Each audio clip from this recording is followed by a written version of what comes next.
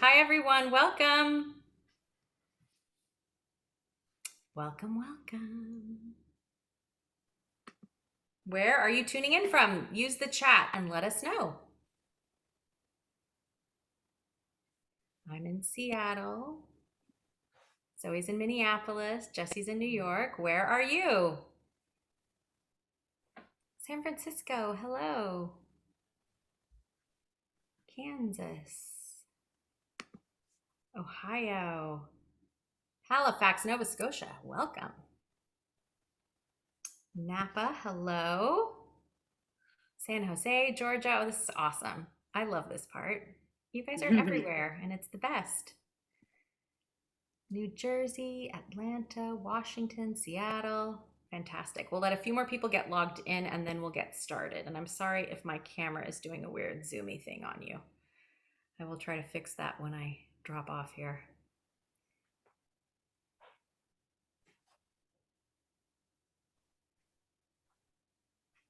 All right. That is leveling off. So we're going to go ahead and get started. Thank you so much for tuning in tonight. I'm Laura Hamilton. I have a cookbook shop here in Seattle, Washington. It's called Book Larder, and it's in Seattle's Fremont neighborhood. We are just starting to do some in-person author talks in the shop, but we are also doing these lovely Zoom conversations, which have been so much fun because we can do a conversation like tonight where you are tuning in from all over the place. Our interviewer is in one city, our author is in another, and I'm here. And so we get to have a conversation that we wouldn't otherwise be able to have. So thank you for joining us.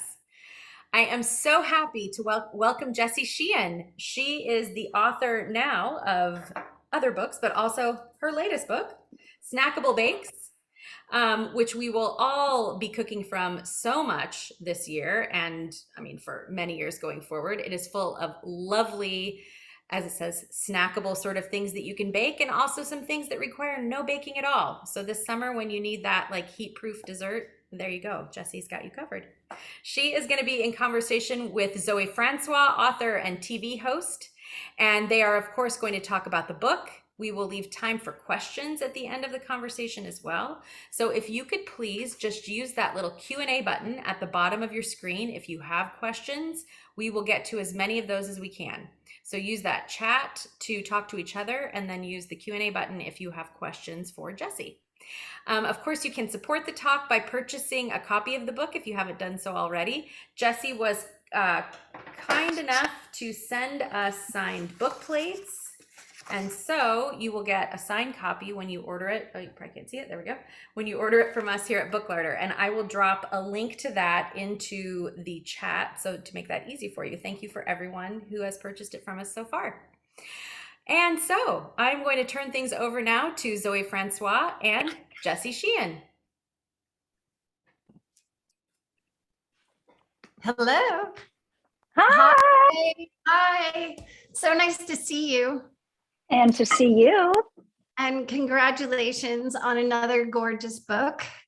Thank you so much. I have to tell you, I have had so much fun baking from it. I've made 3 recipes already, which honestly this is just proof of like how easy and fast they are, because I am in the midst of writing a book and I have no business making your recipes right now. And my publisher would, if she's listening, is probably like, what are you doing? But they're just that easy. So I've made 3 since it came out, and they're all incredible. So congratulations. I love the book and it's gorgeous. And these are all the recipes I'm going to be making. Oh my God. I love you. I mean, that's exactly what you want people to feel like, right? When you write a book like this that's full of easy recipes, is that, yeah, you can make a lot of things from the book because each thing is only going to take you like 20 minutes. So I love that you have found that to be true. Absolutely true, and easy. And it's so funny because you know my style, and that I love technique, and I love tools and kitchen gadgets and equipment. And you sort of like Get rid of all that. I know, it's so true. I mean, luckily we love each other as just human beings, because otherwise we could not be more different in sort of what we bring Yeah. to the sweets world. But so that is why even more so it's like thrilling to have you making things for the book, because it's true. I like very much state in the beginning, and no hate, peeps, no hate, but that I am not a project baker, that I'm not looking for the bake that is going to take a long time and that is going to require special technique and special equipment. That's like so not me. So, but I know that you do love that stuff. So I love that I you love love this. I do. I love it. And I love that there's room for all of it, you know? Yes, me too. Okay, so I have to tell you that when I go into a book, the very first thing that I always read is the dedication. I mean, it's at the front of the book. And I'm always interested to see who people are dedicating the book to, because generally it tells a story about you know, what's coming in the book. And I found your dedication so intriguing, because I grew up on communes where we didn't have sugar. We certainly didn't have dessert every day. And your dedication is to your parents because they served you dessert every day. It's like, how do you get parents like that? Well, 100%. I won't lie. I mean, there was some sense of, you know, very few, okay, no recipes are like my mom's recipe or my dad's recipe, although I do dedicate a hot fudge recipe to my dad, because my parents were not big bakers. We didn't do a lot of home baking at home. But what I really believe is, you know, I know that a lot of people who love to bake or love to cook, that love grew out of doing it at a loved one's side. I feel like my love grew out of being fed sweets and treats that had been purchased at the grocery store by my mother and father. And this idea that the meal was not done until we were eating Pepperidge Farm raspberry turnovers with Breyer's vanilla ice cream, or we maybe had another devil dog. We'd already had one after school. Maybe we're eating some double stuffed Oreos or a Sara Lee pound cake. But it was all of those things that encouraged me and encouraged that sweet tooth of mine, even if it wasn't a homemade thing. Yeah, it's interesting. I find people either come to baking because they're inspired by other bakers in their lives, like you said, like they grew up at the apron strings of their grandmother baking or their parents, or they had a deficit of baking. And that was my story. Your story is very similar to Dory Greenspan's. I was in conversation with her as well, and she was the same way. Her parents so appreciated sweets, but they weren't bakers. And so I love the fact that you like had sweets at every meal, because I'm so envious. Although I'm raising my children that way. I think it's the way to go. Yeah, me too. They turn out really sweet. Yeah. Although I always ask you this, and I know you tell me it's going to get better, but even though I try to give my sons my sweets, they are not always as enthusiastic for something homemade as they are for something that's not homemade. But you tell me that they're going to come around. They come around. They do. And it's interesting, like when you were developing your recipes, did they taste them then? Like, will they try things and give you their— They did. And actually, I wonder if you have this with your kids and with your husband. I have a very picky son. Well, actually, a son with I think a very good palate. Like he really, things can be too sweet for him. I used to joke that he could not be my child because you would give him something when he was little and he would tell you it was too sweet. And I was like, sweetie, you can't put those two words together, too and sweet.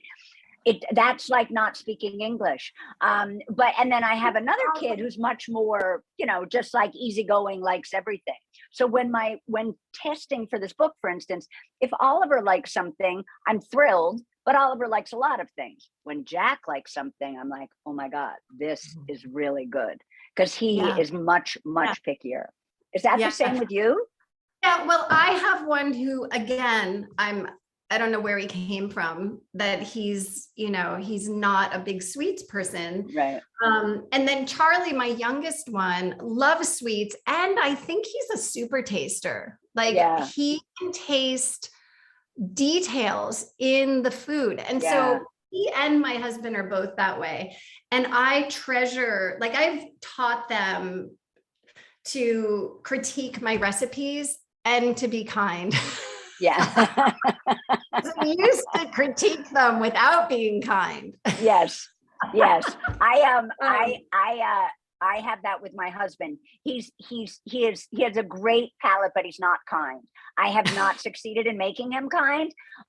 So I'm better off asking Jack what he thought of something than Matt. Although again, if Matt likes something, and I'm sure this is true with your husband, then you know you're done. And you Yes. know, it's invaluable to get that kind of feedback before you're putting it out into the world. I think that's I completely agree. I completely agree. This is moving a little bit farther ahead than I thought we would get at this point. But since we're talking about Matt, I wanted to talk about actually his mom, because she seems to play a really big role in inspiring recipes. It's 100% true. It was sort of in some ways, because when I first met Matt, I still wasn't baking. I still had this sweet tooth, but I wasn't making anything. And we're about to celebrate 20 years of marriage. So that was over 20 years ago. And she was like, Zoe, she is like the quintessential home baker. My husband is one of 8 children. She was an incredible cook, an incredible baker. She's Italian. Her husband's Irish. And everything she made was exactly the kind of things that I want. I was used to eating them wrapped in cellophane and buying them at the grocery store. But suddenly she was making cakes that were like, she was making everything from scratch. She was a total from scratch baker. So she would make these beautiful like yellow cakes with apples in them, which inspired a pear snacking cake in the book. And she introduced me to O. Henry bars. Do you guys have those? Yeah. So, which is this kind of cooked oatmeal base, and then this chocolate peanut butter, like heaven. I literally thought I had died and gone to heaven. I had no idea something like that existed. And then she had it was almost like what did she call it? She either called it a Swiss chocolate pie or a French chocolate pie. And it was it was a very easy version of sort of a frozen chocolate pie in a walnut crust. Like SHIT that I did not know existed. I was dying. I mean, and incredible. So did you bake with her, or No. did she just serve it to you and you sort of like 100%. She's not the person who says like, come join me. I want you next to me while I'm making all the things. She's the mom who's like, get out of the kitchen. Yes. This is my domain. Please. Or maybe not even please. So it was more like me kind of tasting and eating everything for a few years before I even started baking myself. And then it was, oh my gosh, I love that so much. Could I please see the recipe? Would you mind if I copied the recipe? And then slowly kind of building a repertoire of my own recipes based on things, or her Whoopi pies, Zoe. I didn't even know Whoopi pies were a thing you made at home. I thought a machine made them. I mean, right. Exactly. I mean, incredible. Like literally everything that I loved, she was just like making for her family. Yeah. So or peanut blossoms. I mean, I didn't grow up with peanut blossoms. I didn't know you could take a peanut butter cookie, stick a Hershey's Kiss in it, and it would be like the best thing you'd ever eaten. But I found out. I have to find, speaking of which, and I'll get to all these things after too, but I did want to talk about like your journey in food for a minute, because you have such an interesting journey, and I learned something new about you that I didn't know, because I knew that you were a lawyer.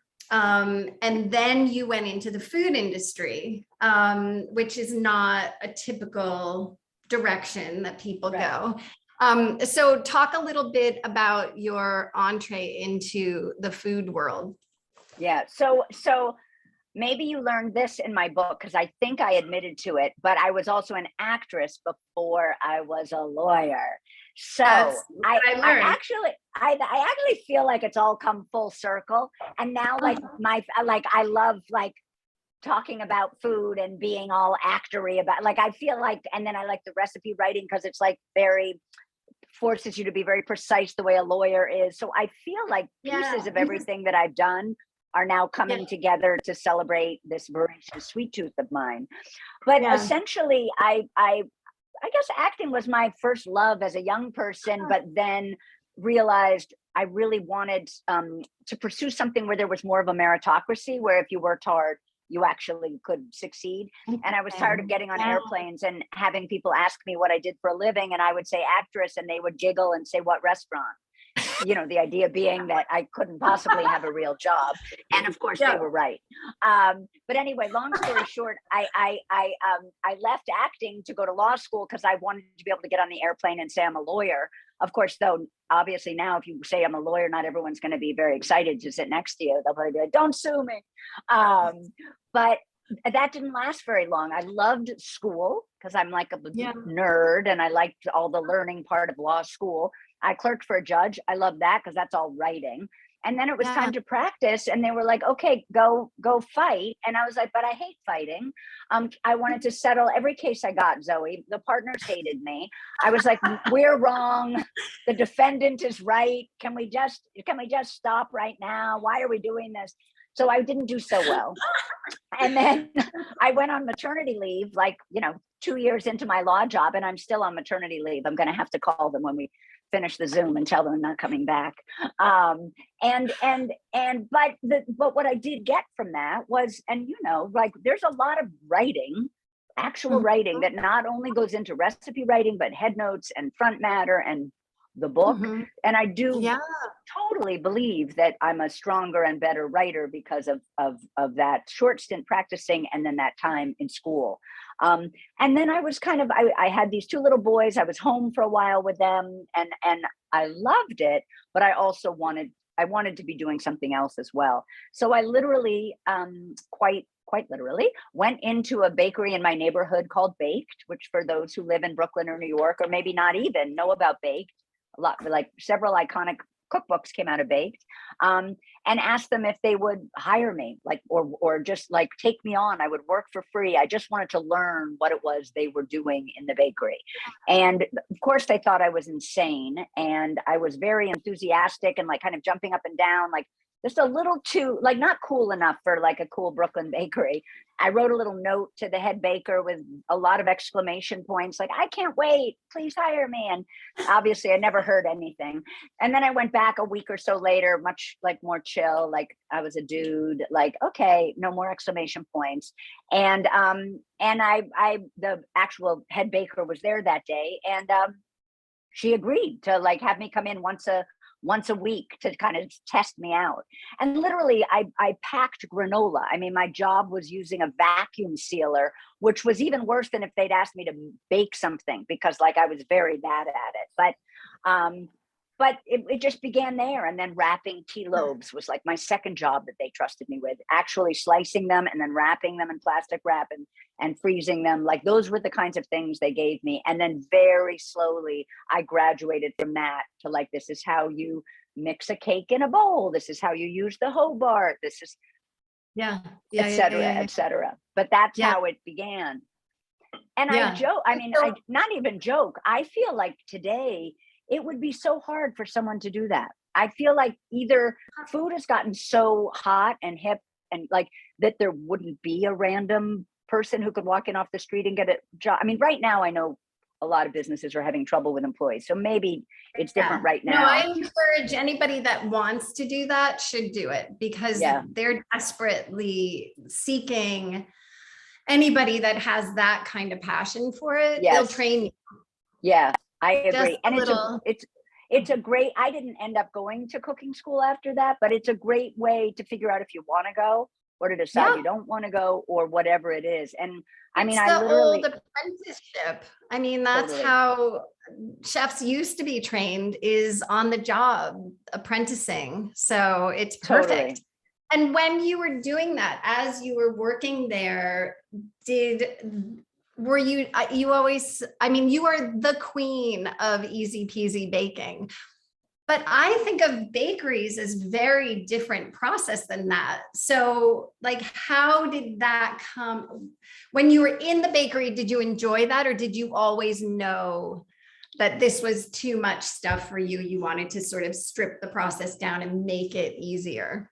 That's such a good question. I would say I was definitely always drawn to the easier recipes. Like I remember at Baked we did, and Cooks Illustrated has this recipe, and a lot of people do, but it's like you make like a cinnamon roll, a sticky, a cinnamon roll with a cream cheese frosting, but you make it out of like a biscuit dough. So it's like a cheater's version. You roll out the biscuit dough, you put the cinnamon sugar. That was my idea of heaven, making that. When they wanted me to make the yeasted version, even though the yeasted version is so delicious and it's special, and now yeast doesn't scare me, but back then, and even though now it doesn't scare me, it's not my favorite thing. Back then, I was like, oh gosh, can't we just make this easy peasy one? Like, even back then, I was more drawn to that, to that. And I remember like the bar cookies. I wanted to make. They had an incredible dessert there called the PBK bar, which was like it was a Rice Krispie based. The base of the bar was Rice Krispie based, but it wasn't marshmallows. It was like not sweetened condensed milk. Corn syrupy, more like a hot sugar syrup that keeps those Rice Krispies together on the bottom, and then this peanut butter chocolate. I mean, making something like that was my idea of heaven, because those are all the things I love to eat, and it was not hard to make, but not super easy, but just perfect. So I was always drawn to the easier things. So you've just mentioned in that one description so many of the things that I learned about you in this book. One, your absolute love of marshmallows and Rice Krispie treats. I mean, look at this picture, people. That picture, look at this. It's like Rice Krispie treats in one hand, champagne in the other. I mean, I could not love you any more. Oh my God, that good. Basically sums you all up right there. It's so awesome. So, okay, Rice Krispie treats. And then you add something to the Rice Krispie treats that I've never seen before, which I think is absolutely brilliant. But okay, so tell me a little bit about your marshmallow obsession. So, and also you add it to a kitchen staple to stabilize it, which I also had never heard of before you. Oh my gosh, I love you. Well, first of all, I do want to say that the sweetened condensed milk trick in the Rice Krispie treats I did not invent. That exists, but it is indeed, for those peeps listening who have never made Rice Krispie treats with sweetened condensed milk, you probably have to like Rice Krispie treats to begin with. I'm not going to tell you it's going to turn you into a fan, but if you don't like them, my head is blowing up because I love them so much I can't relate. Right. I never even knew there were people that didn't like them. But if you add sweetened condensed milk to a Rice Krispie treat, it not only adds kind of this creamy toastiness from that sweetened condensed milk, it adds this incredible chew.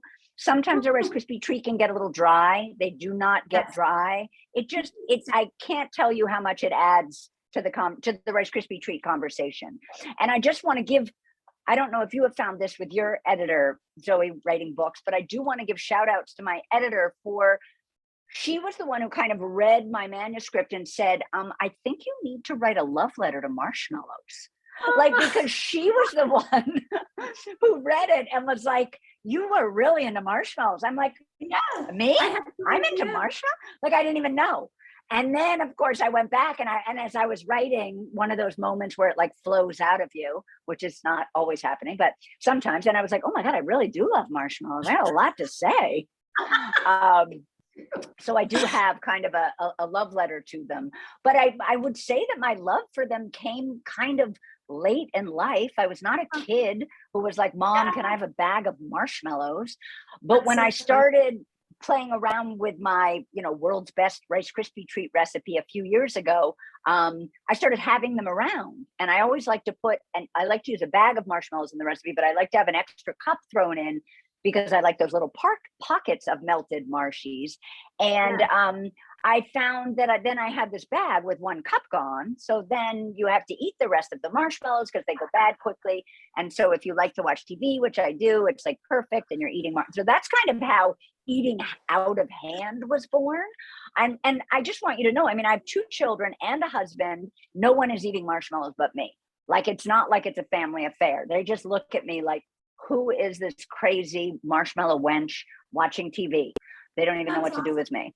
But you're right. Another thing I learned, which is brilliant and has only added to my love of them, is that if you melt some marshmallows, either like 10 or 20 minis or 1 or 2 big ones, or you can use marshmallow fluff, marshmallow cream. If you add that to heavy cream before you whip it, it flavors the cream beautifully, not too sweet, and it stabilizes the cream. And my first book is all about icebox cakes. And when I was writing that book, I was always so frustrated that you would have to let the cake set up for 24. The book was all homemade ingredients, so they had to set up for longer than a typical icebox cake. You couldn't like make your lemon whipped cream and then save it in the refrigerator alongside the cake and then touch up the cake when you pulled it out of the pan, because the lemon whipped cream was going to be watery 24 hours later. Interesting. So this, so you can save it and still use it. It's still pliable.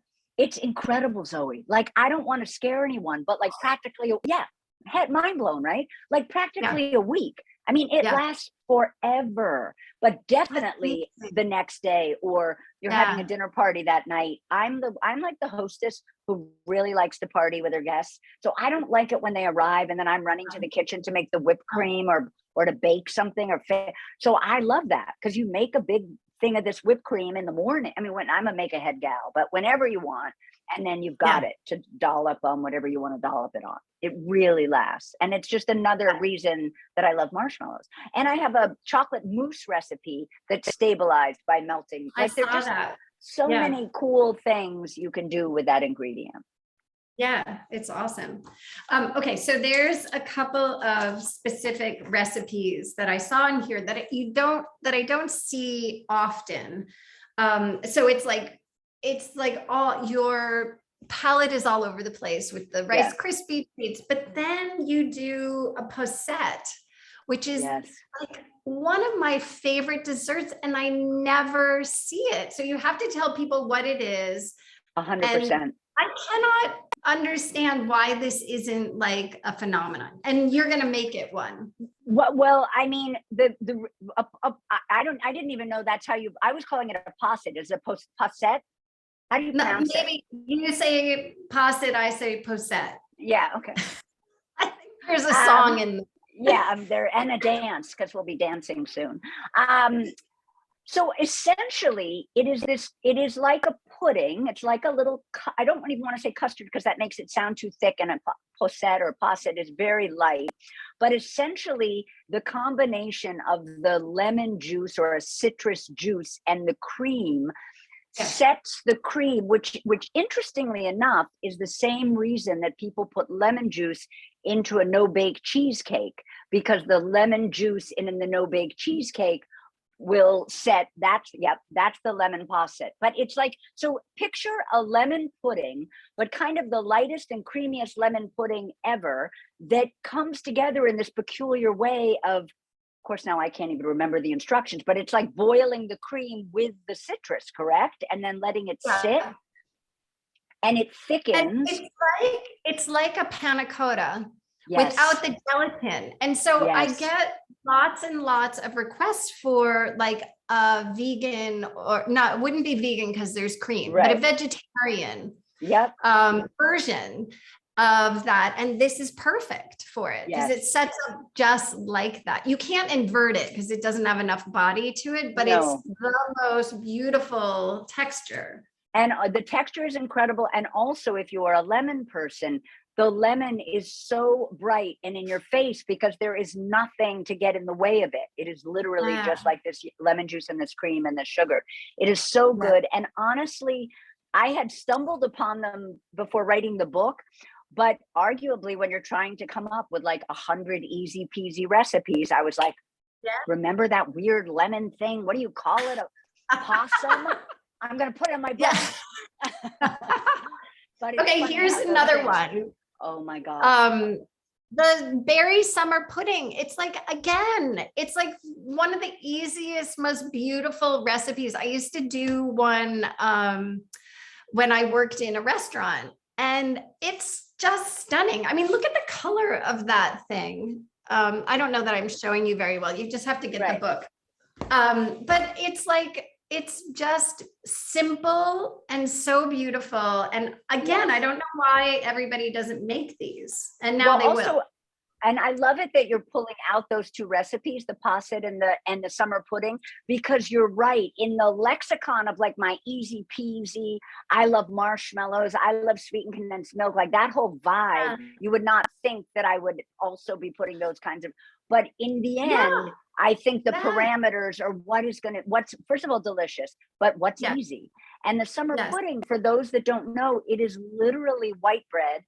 You cook some berries, they get super juicy and break down and are delicious. And then you are literally soaking pieces of, I think I used Wonder Bread or Pepperidge Farm. I mean, you can use something beautiful like brioche or whatever, but you want a Yeah, soft you white can, bread.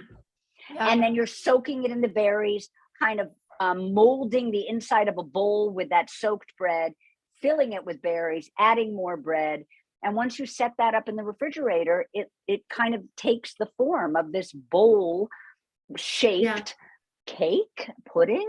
And when you slice into it, you'll see the reason that picture is in the book, Zoe, is because we could not get a beautiful picture of what it looks like once it's sliced. It's hard to photograph. And it's almost like a souffle, you know, Yeah. you present it, and then once you dip into it, it's rustic in its Yes. beauty. It's 100%. I like that. I like that. But it's a really, again, people sometimes when I would talk about, when people didn't really know about icebox cakes and I would talk about icebox cakes, people would say Yeah. like, oh, like a summer pudding. And I wasn't even familiar with that, but it is so delicious and easy. And that's a great one too, because, and I'm sure people ask you this all the time, people do want vegan recipes. And this is one that's just berries and sugar and bread. And here, I just wanted to show people this one because this is one of the most stunning, beautiful photos and desserts. And it's like that classic peanut butter and chocolate, but it just looks absolutely gorgeous. Thank I you, haven't honey. made that one yet, but I really want to. That, I mean, again, that's more of my Rice Krispie marshmallow personality as opposed to my lemon posset summer. I love it that we've realized I have like so elegant. I know that's true. That's true. But that's like a really fun recipe where you just have a tart pan with a fluted edge. So it looks like a Reese's peanut butter cup. You do some milk chocolate, you do a peanut butter filling with some confectioner sugar and butter, and then more chocolate. And people say like you have to slice it really thin because nobody will eat a lot of it, but that's really untrue. You can slice it into thick pieces and give them to me. Okay, so I did make this one. Oh my gosh. The cheesecake, no bake cheesecake. And I even messed it up because in the directions you say don't mix the cream cheese and all this and that, and I did. And it still worked, and it was brilliant. And it was, I mean, the texture of it has no eggs, it has no gelatin. It should not work, honestly. It's like I was a little bit confused. Yeah. Why it worked, why it's set up, and it's just delicious. I served it with, it's rhubarb season here, so I served it with rhubarb, and it was just glorious. So I mean, so easy that you can actually mess it up and it still turns out. I love that. I love perfectly. that. And your picture of it, look on Zoe's Instagram if you haven't already, and look at the picture of it. I love the way you made the cookie crust is kind of so tall, and it just looks so beautiful. Well, it was genius, and it was super fast, super fast. So that was a good one. I've made your brownies, which are awesome. Super decadent. You said they taste like boxed brownies, which I know you mean as a compliment. Right. I do.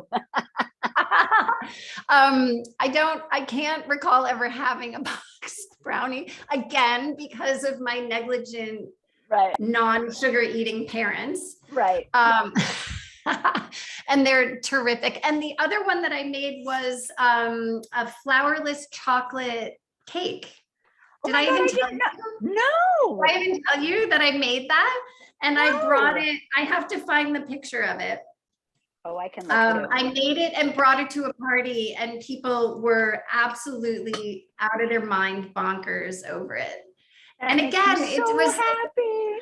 I was going to this party and I needed something fast. And so I grabbed your book and I had all the ingredients I needed for it. And it seriously, it went together so fast. It's so easy and it's absolutely crazy delicious. Oh my God, that makes me feel so good. Picture. I'll find the Okay. picture. of it. Okay, I can look too. Oh, I found it, honey. There you go, peeps. Oh, the other. Oh, there it is. There it is. Yes, it's perfect. It's so good. And then there's also like cobblers and, you know, all, I love how you break it out into like the different flavors, because it's like I find that I'm like in the mood for a certain thing. Yes. Either fruit or nuts or chocolate, or, you know, I love that you have, I think everybody knows I'm obsessed with vanilla.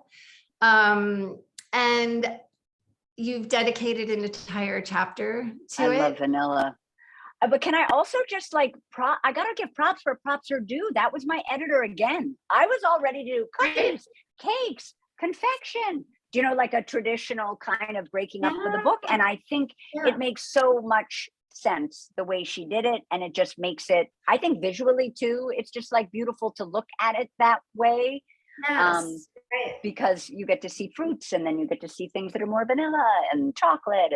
And I agree. I loved that suggestion. I wish I could tell you that I came up with it, but I didn't. But I also think I always say, oh, go ahead. No, I was just going to say that what's so funny is I thought to myself, oops, I think I just called, I just called Siri, everyone. I touched the thing on my ear and all of a sudden Siri, I've never even talked to Siri in my life. She just interrupted my Zoom virtual book talk. But anyway, sorry peeps. What's so funny is like hearing you talk about my book, I'm like, yeah, that's what I was trying to tell people for the last few years. Like, please let me write a book with all these easy desserts. People will appreciate it. Just like what you said, you're running out to a dinner party. You're like, oh, SHIT, I want to bring something, but I don't want to go buy it. And you can. And I'm so happy to hear you using the book the way I thought might be a good reason to write a book so that people could do that. Yeah, absolutely. I mean, I think it's, this is so, you know, in keeping with everything that you've been talking about for years.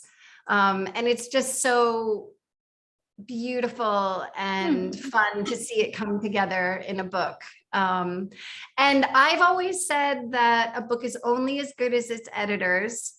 I've always felt that way about my own books. And a good editor can sort of see and help you shape your own vision in ways that maybe you're too in it, you're too close to it, and they can just sort of see the big picture with you. I totally agree. I mean, not only did she tell me to write about, she was like, wow, you really dig marshmallows. And I was like, I do. And so then I wrote about marshmallows, but she had me write all those, I mean, I don't know if you'd call them essays, but I have, you know, interspersed throughout the book. It's something about my mother-in-law, something about the bakery I used to work at, something about TikTok. And it was my editor who said, what about writing, you know, little essays about that? And I was like, oh, okay. So yeah, again, I agree with you. Like, kudos to, I mean, book writing, I mean, it's a cliche, but it takes a village. And it's not only, I mean, you photograph your own stuff, but it's not only your team who helps you make it look beautiful, or your design team at the publisher, but, you know, it's your editor helping you, just like you said, see your vision. Like, was right in front of me. I was just like, what? That's a marshmallow? Like, I just had missed it. Exactly. Yeah. So we just have a little bit longer, and I just, I have to thank you for introducing me, or not introducing me as much as prompting me to finally get on TikTok. And you are the queen of TikTok. And so I think it has to go, we have to address it.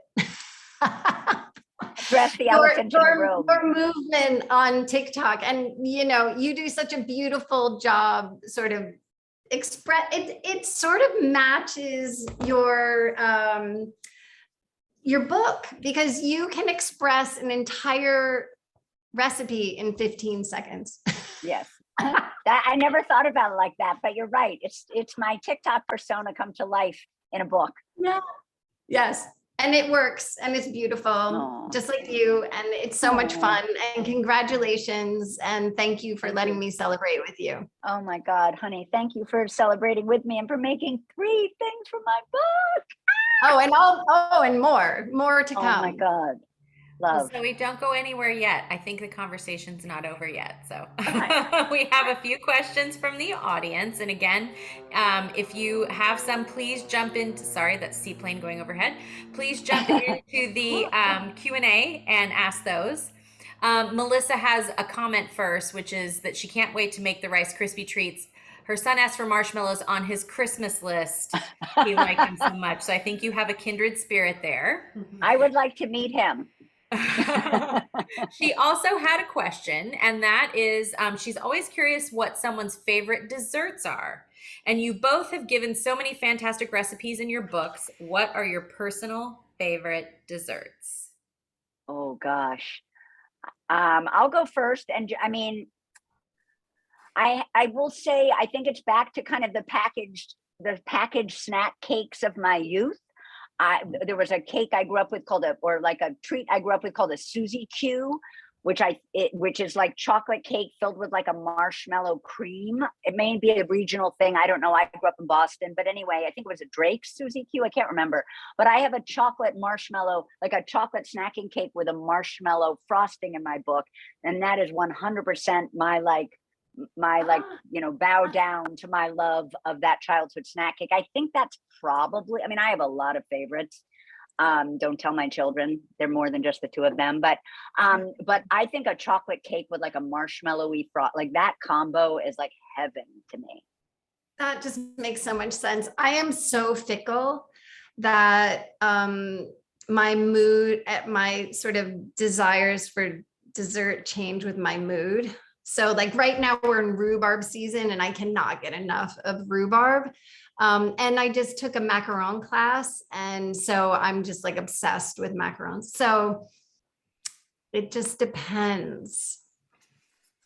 Yeah, I was just I was going to say, Zoe, as I was sitting here, I'm not going to find it, but there's a rhubarb like cobbler topping dish. Oh and yeah.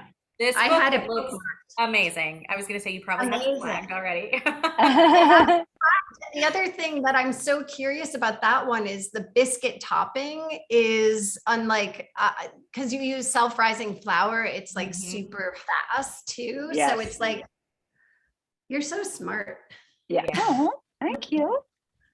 So let's see. Teresa asks, do you have any recommendations for freezing to bake later? Oh gosh, I don't know about Zoe, but I freeze absolutely everything. It's again, and I'm maybe from Zoe's restaurant days, from my bakery days, we would make everything ahead of time. Scones, biscuits, the cinnamon rolls I was describing previously, all the layer cakes we made were made ahead of time. Never made frosted, decorated, and frozen, although in my own home, I 100% do that and suggest others do as well. A frosted cake, I mean, Zoe's the cake expert, but do you agree, honey, that if you can frost an entire cake and stick it in your freezer? Oh yeah. I mean, I usually I'll save the like decorations for once it's thawed out, because they don't like being wrapped in plastic very well. No. But absolutely. I mean, the freezer is one of your best friends in baking, because you can't really, and some things actually even improve.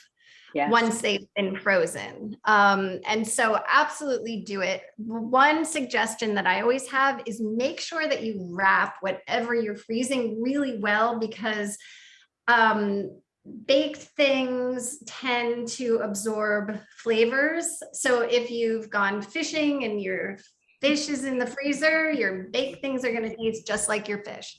So make sure that you wrap things really well. I agree. And I would just say what I will do is freeze it on a, I'm lucky because I have like a big freezer in my basement, but even in your regular freezer, I think you do this, freeze something on a sheet pan. And then once it's frozen, you can stick it in a Ziploc bag, or if it's a cake, I wait till it's completely frozen, then do exactly what Zoe said, so that by the time you're wrapping it, it's not going anywhere. You're not going to mess it up in any way. Yeah. Right. So Diane would like to know, this is, I guess, a pivot on Melissa's question. Melissa asked what your favorite dessert was. Diane would like to know, what is your favorite thing to bake? What do you really like to make? Oh, that is a good question. I mean, I'm not going to lie. This is like such a cop out, but like, I like to bake easy things. If it's not going to take very much time, then I'm going to enjoy doing it. I think I didn't really say this to Zoe when we were talking, but she probably just knows this to be true. Like, I'm the person who, my eyes kind of like fog over if like the ingredient list is too long or the instructions go on for page. So I'll be happy baking anything if it like, not to toot my own horn, but if it's like a short little recipe like that on one page, I'm like, oh yeah, I love that. That's my favorite.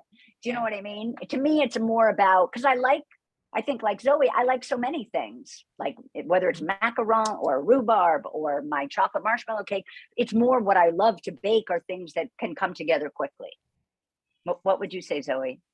Well, I'm so relaxed by baking. Like, so the longer the process, the more relaxed I get. So I embrace that as part of what I love about the whole thing is like, I just love that stuff. But I also love things that come together fast when I need it to happen like that. I would say, like, it's just like my mood. I love baking bread and I love building cakes and I love making wedding cakes. But I also love like a good 1-bowl brownie recipe, or a mug cake. You have a mug cake in your book too. That is like literally you stir it in a mug and you stick it in the microwave.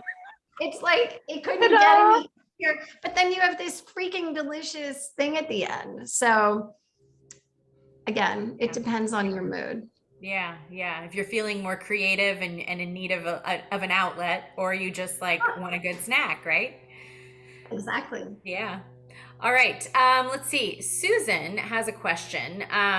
She would like suggestions. So it sounds like she might be considering writing a cookbook based on recipes from her Southern grandmother and mother. So she's wondering if you tweak recipes like that, or should you make it your own, or do you start from scratch and create your own recipes? So I guess advice on if you're thinking about those sort of heritage recipes, how would you approach that?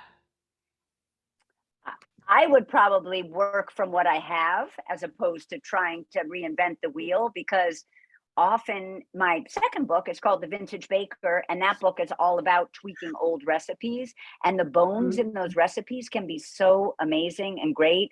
I wouldn't want to start from scratch. I would be excited to go from that old recipe. What I have found, and I'm sure Zoe has probably found this as well, when you're developing recipes, you do realize that a lot of, like, we were talking about my mother-in-law before. I have her carrot cake recipe. I adore her carrot cake recipe. I was like, I'm putting her carrot cake recipe in a book. Her carrot cake recipe is the same recipe as Dory Greenspan's carrot cake recipe. Like, you realize that these kind of there's a reason a recipe survives, and it kind of may have gotten around town.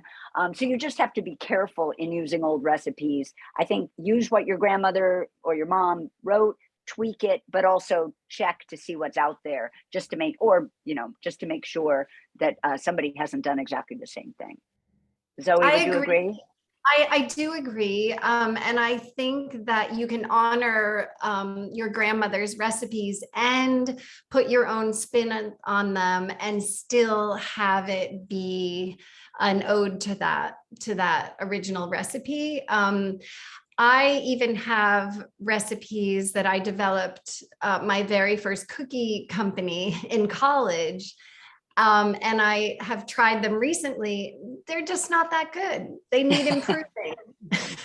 And so I've been working with my, they mean a lot to me. They're very sentimental, but in today's standards, they're just not as good as I want them to be.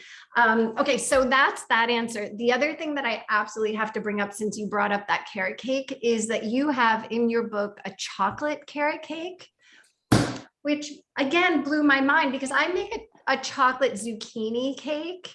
Yeah. But how did it never occur to me to combine chocolate and carrot? It's like, it seemed so obvious when I saw it in your book. Well, it's so funny, Zoe, and I'm sure you have experiences like this. Like many years ago, my 19 and how old are my kids? 18 and 17. My kids were probably 5 and 4 or 5 and 3. And a mom wanted to maybe send her kids to the school I sent my kids to. And she emailed me and she saw that I was into baking, or saw that I had a website. And she's like, I have a chocolate carrot cake recipe. Do you want it? And I was like, what's a chocolate? Okay. And literally, awesome. And honey, I never saw it again. I mean, I have a recipe that's on Food 52 for a chocolate carrot cake now, that's been on there for a while. But I swear to God, if you Google chocolate carrot cake, there are like no recipes. I don't know why. It never occurred to me, and it seems so obvious. Totally. And it's so delicious. I mean, just in the same way. Yeah. Just in the same way that chocolate and zucchini is so good. Same thing. Yeah. So good. Yeah. So we have a couple more things that are more sort of comments. So Kate would like to know if you made the marshmallows from scratch at Baked, because they're so good. Oh, insanely great question. And the answer, I mean, me, easy peasy baker, who couldn't use the vacuum sealer on the granola, they never even let me. One thing I did once do, which is so embarrassing, I had a humongous sheet tray of the marshmallows, and it was my job to cut them. And the first thing you do is put confectioners 10x all over them. You do it all over one side, you flip it, I pulled out, like, we had these huge bins. I forget what you call them, Zoe, in a professional kitchen, but the huge bins. I open it up. I think it's the 10X. I think it was the bread flour. No, it was the cake flour. And I cover the marshmallows in cake flour. Oops. Needless to say, I was like, winning. So no, they never let me make the marshmallows, but they are so delicious, and I watch lots of people make them. It's not that they didn't let me. By the end, I could have made them, but I never did, even though they're beautiful and amazing. So Jessie, as a former, or as a Midwesterner myself, I was thinking about my heritage recipes always involve a lot of like boxes of Jell-O and pudding mix and, like that sort of thing. Or like, that thing I remember eating as a kid, and I'll get my grandmother's recipe and it's like, strawberry cake mix with like pistachios added to it or whatever. God. And you're like, huh. But so was there like a transition time for you where you were sort of moving from that like packaged phase to, because you seem to go like very homemade with everything, and I just would love to hear. Totally. Well, that's such a funny and good question. I mean, the thing is, I was never, even all those years with my parents eating all that dessert, we actually weren't even making boxed cakes or boxed brownies. We were literally what? Add oil and an egg? That's too much work. We'll buy it. Like, we weren't even making stuff from a box. It must have been bake sales and friends' houses where my like love of the boxed brownie and the boxed cake came from, because it wasn't actually happening at home. I think it's and I know what you mean about the pudding. Everything that is delicious has a box of pudding in it. Yeah. It's like you ask somebody what's in the recipe, what the secret ingredient is, they're like, oh, Jell-O pudding. You're like, oh God.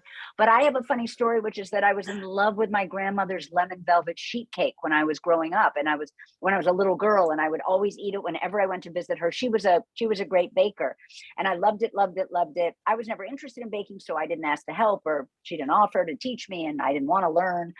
But years later, after she died, I asked my cousin, who had all of her recipes, if she could please send me the lemon velvet sheet cake. I was a newly minted baker or vacuum sealer over at a new bakery, and I was dying to try this recipe of my grandmother's that I remembered from childhood. She sends me the recipe, and the first ingredients is 1 box of lemon velvet cake mix. And I was like, what? But that's where it began, my desire. I wanted that taste. It's not like I wanted it to taste any different, Right. but I had this like homemade vibe. Like I wanted, so I figured out how to make that cake taste like I remembered it tasting, but to be homemade. Yeah. And I just kind of do that. Like I joked with Zoe when she made my brownies, because she just said she doesn't even know what a box brownie tastes like, which is like hilarious. But that's a flavor that some of us love and some of us feel nostalgic for. And when I was making this brownie for my book, I knew I had to have oil in it as well as butter, because I knew it had to have, you know, the elements that make, I think, a brownie from a box taste like that. Yeah. That's so cool. And Alexandra has a comment here at the end that I think is a nice way to wrap up. She says, Hostess Susie Q's. The Hostess outlet was the next town over from us in Massachusetts. My mom let us go to the outlet to get special treats for field trips. Love both of these baking goddesses. So Oh my thank God. you both of you for being here. Can I just thank say, you, Alexandra, for that comment. I love Alexandra, and I want to live there next. I don't even. I wonder what town in I grew up in Brookline, Massachusetts. There was no Hostess, but that's right. Hostess Susie Q's, so friggin' delish. Yeah. Thank you so much, both of you. This has been so much fun. Oh, Thank you, everyone, for joining us. Jessie, congratulations on your wonderful book. thank you so much. I was sitting here, I have our new events manager, Zoe Francois is here with me, and we were just flipping through it as you were talking and like, you know, going to fill it up with our own flags. And honestly, it just looks so that great. makes me Thank you feel so much. good. Thank you so much for hosting me, Zoe. I love you. Thank you so much I love for you. doing this with me. Congratulations. Thank you. So fun. All right. Thanks, everyone. Thank you, everyone. Have a lovely evening. Bye. Bye, Laura. Bye. Bye. Good to see you.